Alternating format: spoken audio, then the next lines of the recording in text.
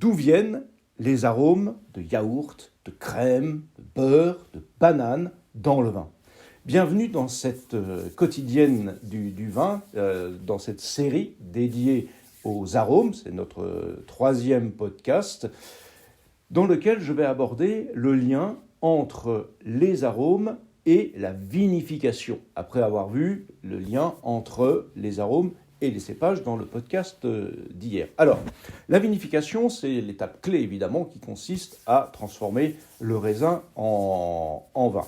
L'une des premières étapes, bien sûr, c'est la fermentation alcoolique. Or, la fermentation, c'est la transformation du sucre contenu dans le raisin en alcool. Et ce travail se fait par les levures. Eh bien, il se trouve que les levures vont introduire tout un tas d'arômes, et notamment des arômes fermentaires, que ce soit des arômes de yaourt, par exemple, que ce soit des arômes de brioche, que ce soit des arômes tous liés à ce que l'on peut trouver dans le côté fermentaire, levure.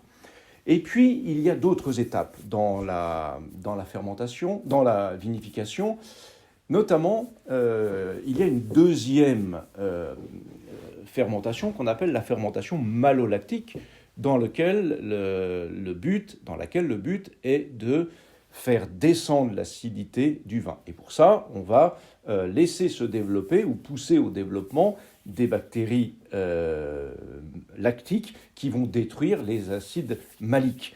Et ce travail, en fait, a un effet corollaire, c'est que ça va donner au vin des arômes de beurre, de crème, tous ces arômes, oui, un petit peu crémeux, que l'on peut parfois retrouver de manière surprenante dans le vin. Alors, c'est une fermentation que l'on fait systématiquement sur les vins rouges, puisqu'on ne cherche pas à trouver des vins acides. On le fait rarement sur les vins blancs, sauf sur les vins de Bourgogne, où c'est quasi systématique, d'où ce côté plus rond, plus opulent, et justement plus onctueux, plus crémeux, pour employer un terme qui n'est pas très très approprié.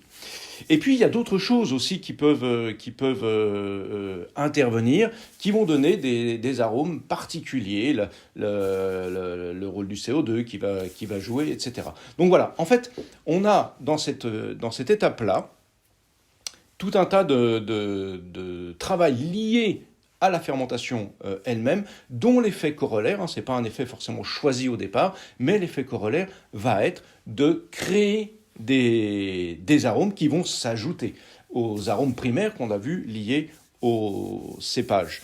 Alors ces arômes, on les appelle des arômes secondaires, et autant pour les cépages, nous avions vu qu'il y avait des arômes spécifiques entre cépages blancs et cépages noirs, autant là, ces arômes, puisque ça vient de la fermentation, sont communs aux deux cépages, aux deux types de couleurs de cépages, et donc on peut les retrouver, et d'ailleurs on les retrouve, après il faut arriver à les discerner à différents degrés, on peut les retrouver donc dans les arômes du vin. Voilà, j'espère que ceci vous aura un peu éclairé. Bien sûr, c'est pas l'objet de ce podcast d'entrer beaucoup plus dans la nuance et de serrer l'ensemble des arômes possibles, mais c'est expliquer un petit peu d'où ça vient, comment ça se fait, et du coup pourquoi on peut trouver tel type d'arôme, et ce type d'arôme assez particulier dans l'ensemble des vins, encore une fois, rouge, blanc et bien évidemment rosé, c'est exactement pareil. Alors, si vous voulez aller plus loin, je vous invite à vous abonner à la chaîne YouTube,